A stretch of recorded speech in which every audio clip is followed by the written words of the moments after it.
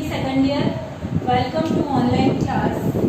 हमने समाजशास्त्र paper first का समाजशास्त्र की अनुसंधान पद्धतियाँ शुरू किया था, जिसके अंतर्गत मैंने आप लोगों को सामाजिक अनुसंधान का अर्थ, विशेषताएं, उपयोगिता और समस्याओं का अध्ययन करवाया था। आज हम पढ़ेंगे सामाजिक अनुसंधान की प्रक्रिया या चरण। ये प्रक्रिया पढ़ाने से पहले मैं आपको बताना चाहूँगी कि आपका ये जो टॉपिक है वो बहुत ही इम्पॉर्टेंट है, न कि बीए सेकंड ईयर के लिए बल्कि पीजी यदि आप नेट सेट देते हैं तो उसके लिए, और साथ ही साथ ये सामाजिक अनुसंधान का टॉपिक जो है वो पीएचडी के लिए सबसे महत्वपूर्ण माना जाता है, क्योंकि पीएचडी के अंतर्गत पूरा जो रिसर्च किया जाता है वो इस पूरी प्रक्रिया से गुजरते हुए ही किया जाता है। सामाजिक अनुसंधान की प्रक्रिया या चरण को प्रारंभ करने से पूर्व मैं दो जो टर्म हैं ये महत्वपूर्ण, उनके बारे में बताना चाहूँगी। सबसे पहला तो है अनुसंधानकर्ता। अनुसंधानकर्ता हम उसे कहते हैं जो कि अनुसंधान के लिए क्षेत्र के अंतर्गत जाता है और अध्ययन करता है। दूसरा है सूचनादाता। सूचनादाता या उत्तरदाता वह होता है जिसके पास अनुसंधानकर्ता या शोधकर्ता अध्ययन के लिए जाता है, प्रश्न पूछता है और जो उत्तर देता है उसे उत्तरदाता या सूचनादाता कहते हैं। सामाजिक अनुसंधान की प्रक्रिया चूंकि वैज्ञानिक है, इसीलिए इसके अंतर्गत वैज्ञानिक पद्धति का प्रयोग किया जाता है। सामाजिक अनुसंधान का लक्ष्य है महत्वपूर्ण निष्कर्षों की प्राप्ति, सामान्यीकरण और नियमों एवं सिद्धांतों का प्रतिपादन। सबसे पहले सामाजिक अनुसंधान की प्रक्रिया के अंतर्गत ऑगस्ट कॉम्टे ने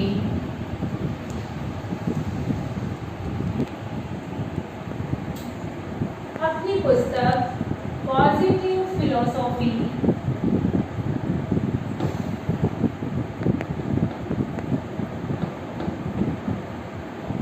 के अंतर्गत सामाजिक अनुसंधान के 5 चरणों का उल्लेख किया है, जो कि अत्यंत महत्वपूर्ण माने जाते हैं। दूसरे हैं पीवी यंग।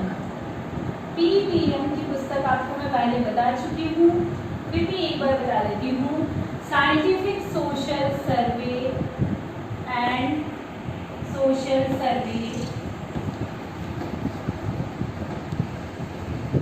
And research. इसके अंतर्गत इन्होंने सामाजिक अनुसंधान के 4 चरणों का उल्लेख किया है। नेक्स्ट आते हैं लुंडबर्ग। लुंडबर्ग ने भी सामाजिक अनुसंधान के 4 चरणों का प्रयोग किया है, जो कि उन्होंने अपनी पुस्तक सोशल रिसर्च के अंतर्गत बताए हैं। इन सभी समाजशास्त्रियों के द्वारा विभिन्न चरणों का उल्लेख किए जाने के बाद मुख्य रूप से सामाजिक अनुसंधान के अंतर्गत जिन चरणों का उपयोग किया जाता है, अब मैं आपको उनका सविस्तार वर्णन या सविस्तार उल्लेख करके समझाने का प्रयास कर रही हूँ। सबसे पहला सामाजिक अनुसंधान के अंतर्गत जिस चरण का उपयोग किया जाता है वो चरण है विषय या समस्या का चुनाव।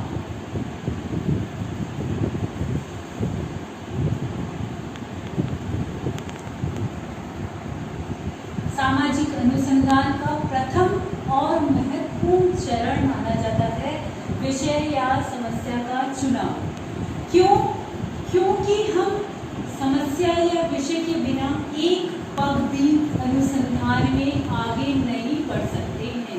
इसीलिए सबसे पहले अनुसंधानकर्ता के द्वारा सामाजिक समस्या या विषय का चुनाव किया जाता है। ऐसा विषय लिया जाता है उसके अंतर्गत जिसका कि समाज में महत्व हो, साथ ही साथ उस विषय या समस्या से संबंधित जो भी तथ्य हैं वो तथ्य हमें समाज में उपलब्ध हो जाए। इसके साथ ही साथ विषय का चुनाव करते समय तीसरा महत्वपूर्ण बिंदु जो ध्यान रखा जाता है वो ये रखा जाता है कि हमारा विषय ऐसा होना चाहिए जो कि हमारे पास सीमित साधन उपलब्ध है उनके अंतर्गत रहते हुए ही हमारा अध्ययन हो जाए।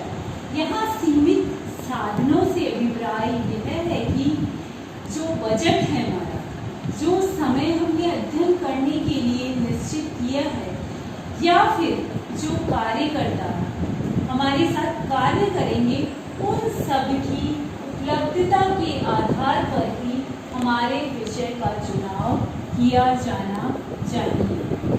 दूसरा, अनुसंधान की प्रक्रिया का जो चरण आता है वो आता है संबंधित साहित्य का अध्ययन।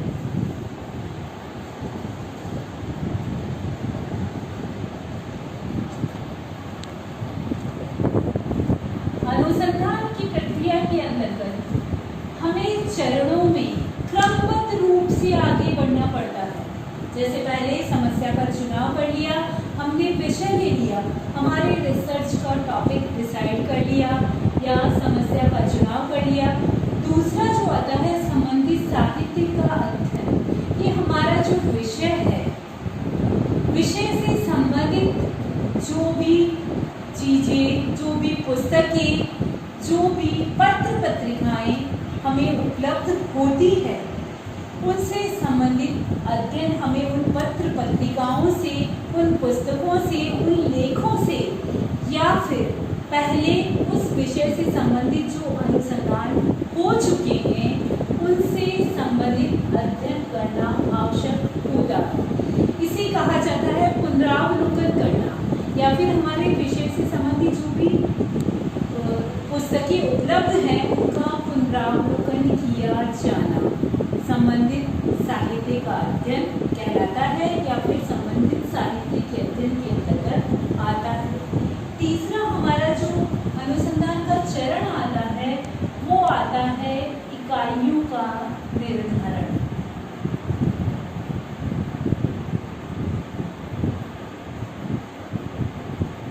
यानी हमारे अनुसंधान का जो विषय है, हमारे अनुसंधान की जो समस्या है उसके अंतर्गत जो भी इकाइयां हम लेते हैं, उस विषय से संबंधित जो भी इकाइयां आती है उन सबको स्पष्ट रूप से परिभाषित करना आवश्यक होता है। जैसे हमारे अनुसंधान से संबंधित इकाई है श्रमिक,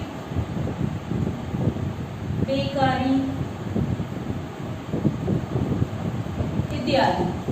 तो ये चीजें जो है इनको परिभाषित करना आवश्यक होता है। जैसे श्रमिक वह है जो कि अपना श्रम बेचकर जीवन यापन करता है।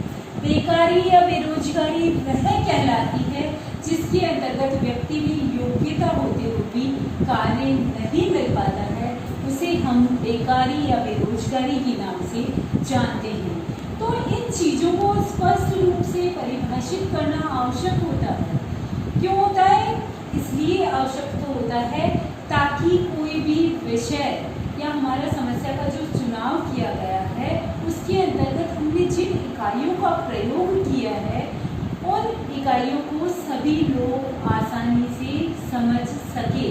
इसलिए हमें स्पष्ट रूप से इकाइयों का निर्धारण और परिभाषित करना आवश्यक होता है। चौथा जो हमारा चरण आता है या प्रक्रिया का चौथा स्टेप जो आता है वो आता है प्राकल्पना का निर्माण।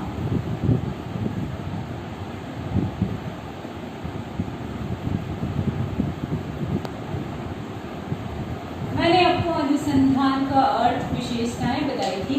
उस समय भी मैंने आपको प्राकल्पना या फिर उपकल्पना के बारे में बताया था। इसको विस्तार से हमारा अलग से टॉपिक ऑप्टिक आएगा उसके अंतर्गत पढ़ेंगे।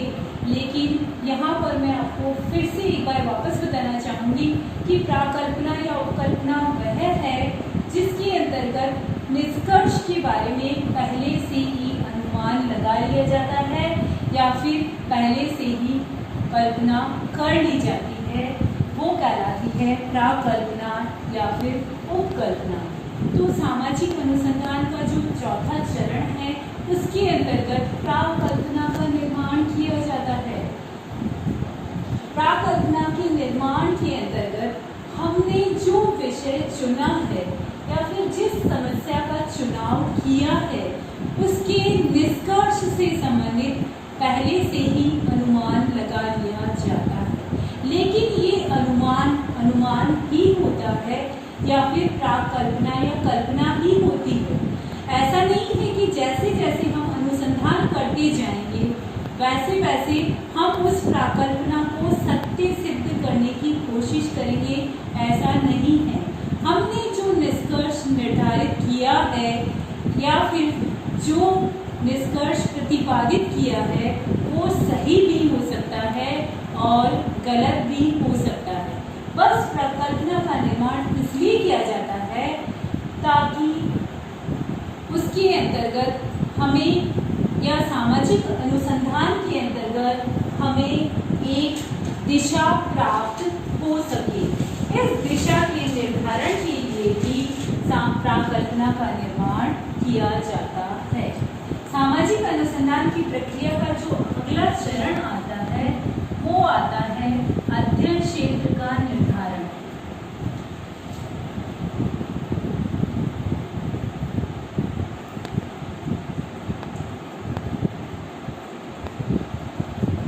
सामाजिक अनुसंधान की प्रक्रिया में अध्ययन क्षेत्र का निर्धारण भी एक महत्वपूर्ण स्थान रखता है, क्योंकि अध्ययन क्षेत्र के आधार पर ही निष्कर्ष निकाले जाते हैं।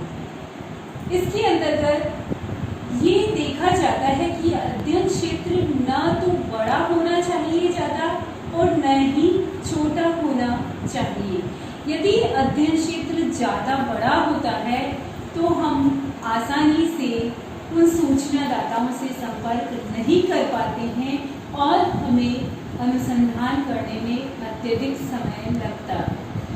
और यदि अनुसंधान का जो क्षेत्र है या फिर अध्ययन का जो क्षेत्र है वो छोटा होता है तो जो हमारे निष्कर्ष होते हैं वो प्रतिनिधित्वपूर्ण नहीं निकल पाते हैं।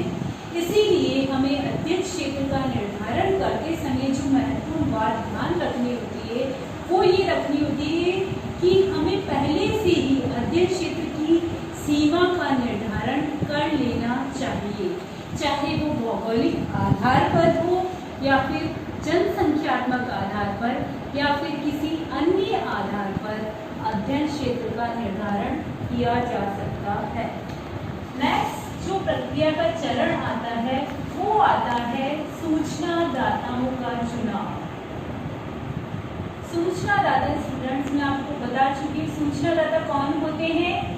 जो कि अनुसंधानकर्ता को उसके प्रश्नों का उत्तर देते हैं या फिर हम उन्हें उत्तरदाता भी कह सकते हैं। सूचनादाता का चुनाव भी हमें ध्यान रखना चाहिए कि किस प्रकार करना है।